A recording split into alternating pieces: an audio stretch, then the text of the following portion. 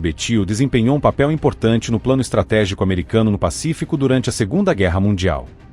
Os Estados Unidos, como parte da sua campanha de salto entre ilhas, necessitaram de estabelecer bases nas Marianas para apoiar operações em toda a área, bem como nas Filipinas e no Japão.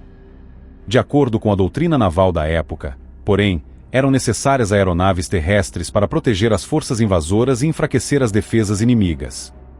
As Ilhas Marshall foram determinadas como as massas terrestres mais próximas, capazes de fornecer uma base aérea a partir da qual tal ofensiva pudesse ser lançada. Havia apenas um problema: a comunicação direta com o Havaí foi cortada por uma guarnição e base aérea japonesa em Bettiu, no atol de Tarawa. Como tal, para proteger as Ilhas Marianas, primeiro era necessário tomá-la. Não seria uma simples invasão. Em fevereiro de 1943, a Terceira Força de Defesa de Base Especial Japonesa, anteriormente a Sexta Força Especial de Desembarque Naval de Yokosuka, reforçou Bettiu. A guarnição estacionada na ilha era composta por tropas da Marinha Imperial Japonesa. A Terceira Força Especial de Defesa de Base contava com 1.112 homens e foi reforçada pela Sétima Força Especial de Desembarque Naval de Sasebo, composta por 1.497 homens e comandada pelo comandante Takeo Sugai. Sob o comando do contra-almirante Tomonari Saishir, a Força de Defesa começou a construir estruturas defensivas sofisticadas em Bettiu. O objetivo do esquema era deter quaisquer invasões, detendo os atacantes na água ou prendendo-os nas praias. Foram necessários 1.247 homens do 111º Pioneiros e 970 homens do Batalhão de Construção da 4ª Frota quase um ano inteiro para fortificar a ilha, período durante o qual construíram 500 casamatas e 40 peças de artilharia ao longo das praias.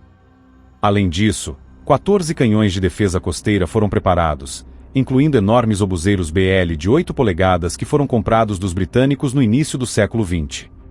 O batalhão abriu um campo de aviação no centro de Bettiu e cavou trincheiras que ligavam todas as partes da ilha, permitindo que as tropas se deslocassem para onde fossem necessárias. No entanto, os japoneses não previram muitos combates no interior.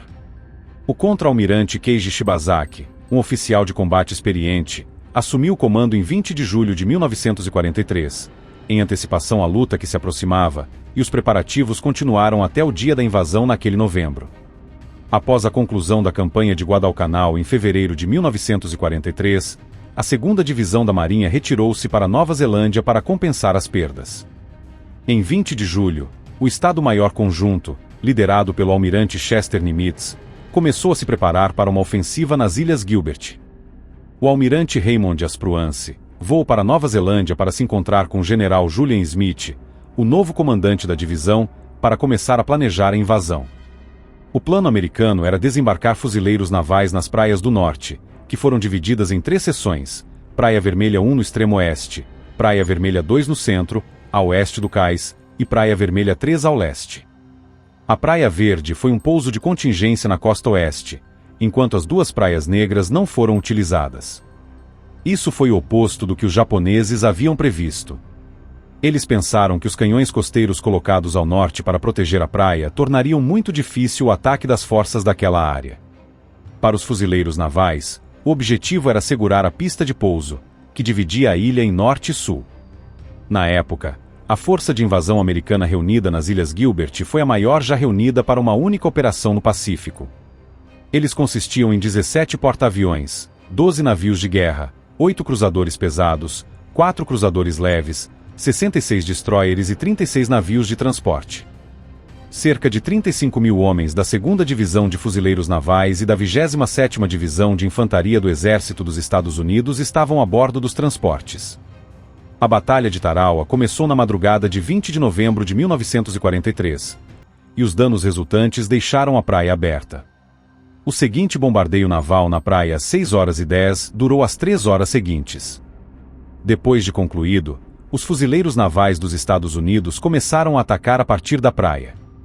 No entanto, como a maré não subiu como esperado nos recifes abaixo, a incapacidade das forças dos Estados Unidos de desembarcar os seus barcos e guins significou que os navios tiveram de ser abandonados e os que estavam a bordo foram forçados a atravessar águas profundas até a costa.